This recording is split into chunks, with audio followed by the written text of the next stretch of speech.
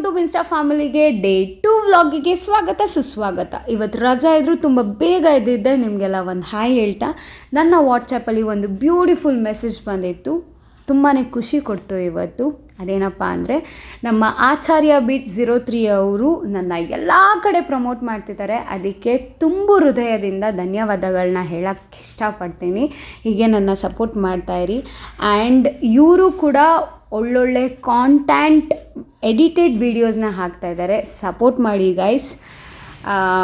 ಹಾಗೆ ನನಗೆ ಇವತ್ತೊಂದು ಮದುವೆ ಇತ್ತು, ಸೊ ರೆಡಿಯಾಗಿದ್ದೆ. ಹೇಗೆ ಕಾಣಿಸ್ತಾ ಇದ್ದೀನಿ ಫೈನಲಿ ಇಷ್ಟೇ. ಕಾಜಲ್ಲು ಲಿಪ್ಸ್ಟಿಕ್ಕು ಒಂಚೂರು ಬ್ಲಷ್ ಬಿಟ್ಟರೆ ನಾನು ಏನೂ ಹಚ್ಚಲ್ಲ. ಹೇಗೆ ಕಾಣಿಸ್ತಾ ಇದ್ದೀನಿ ಹೇಳಿ, ಕಮೆಂಟ್ ಸೆಕ್ಷನಲ್ಲಿ ಕಮೆಂಟ್ ಮಾಡಿ, ಓಕೆನಾ? ಈ ಅಣ್ಣಂಗೆ ಹ್ಯಾಪಿ ಮ್ಯಾರಿಡ್ ಲೈಫ್ ಅಂತ ಹೇಳ್ತಾ ನಮ್ಮಮ್ಮ ಅವ್ರ ಫ್ರೆಂಡ್ ಜೊತೆ ಮಾತಾಡ್ತಾ ಇದ್ರು. ಹೆಣ್ಮಕ್ಳು ಮಾತಾಡೋಕ್ಕೆ ಶುರು ಮಾಡಿದ್ರೆ ನಿಲ್ಸಲ್ಲ ಅನ್ನೋ ಸತ್ಯ ಈಗ ಅರ್ಥ ಆಯ್ತು. ಅಲ್ಲೊಂದು ಪುಟಾಣಿ ಹುಡುಗಿನ ನೋಡಿದಾಗ ನನಗೊಂದು ಸೆಕೆಂಡ್ ನನ್ನ ಚೈಲ್ಡ್ಹುಡ್ ನೆನಪಾಯಿತು. ಊಟ ಮುಗಿಸ್ಕೊಂಡು ಕೊನೆಗೆ ಮನೆಗೆ ಹೊರಟೆ.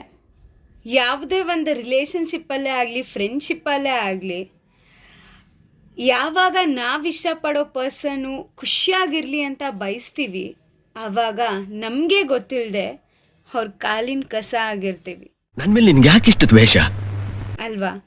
ಅತಿಯಾದರೆ ಅಮೃತನೂ ವಿಷ ಆಗುತ್ತೆ ಅಂತೆ. ಎಷ್ಟು ಸತ್ಯ ಈ ಮಾತು. ಇಷ್ಟು ಹೇಳ್ತಾ ಮತ್ತೆ ನಾಳೆ ಬ್ಲಾಗಲ್ಲಿ ಸಿಗ್ತೀನಿ. ಬಾಯ್.